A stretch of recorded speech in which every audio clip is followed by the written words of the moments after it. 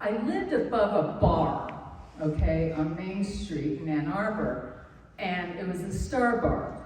So one afternoon I walked into the Star Bar, and everyone that was in there were kind of the kind of folks that you'd probably not spend any time with, right? The bar flies, the guys who just pulled up with their trucks and went in to play pool or whatever. Now watch out, some of us here are those guys. Okay, well, watch out. I'm sorry, here I am, I'm judging, right?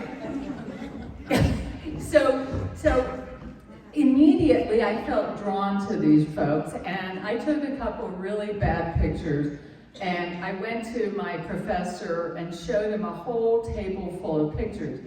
And he said to me, well, I want you to spend the rest of the semester photographing in the Star Bar. I doubt you can do it, but try. Yeah. So I spent the rest of the semester photographing in the Star Bar, and I got some incredible photos, so it became my learning ground. And when I brought back some photographs to him, he looked at them and he said, beautiful, beautiful. So the Star Bar kind of was like the seed of the work that I would do for all these years afterwards. Because the Star Bar, the kind of people that hung out at the Star Bar were the kind of people that Mother Teresa loved, right? The abandoned, the ignored, those people that nobody cared about.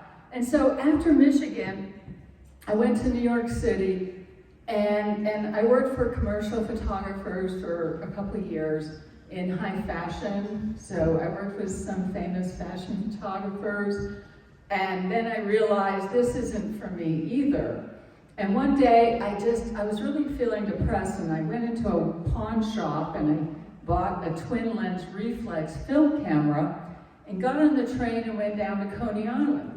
I'm telling you my whole story. You're here to listen about Mother Teresa. This is like when anyone in here know Father Benedict Groeschel? Heard of him? Well, I went to interview Father Benedict Groeschel in New York, and I kept asking about his life, and he kept saying, now we gotta talk about Mother Teresa.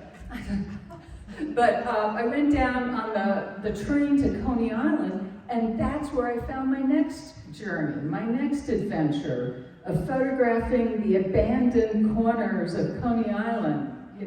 The polar bears, the people that went swimming in the water. I hung out with street gangs, photographed them in the Bronx, in Brooklyn.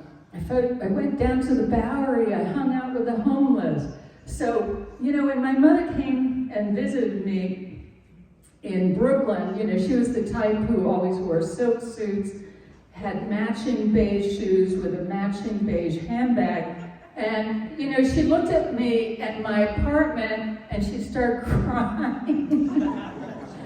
Because I had like 2 pairs of jeans in my closet and a few shirts and a couple sweatshirts and a really nasty looking apartment. She said, we're gonna go get you a mattress. I was sleeping on a futon, with no furniture. So, but that's what I really wanted. I wanted to live a life as a young adult that was completely opposite of what I was raised with.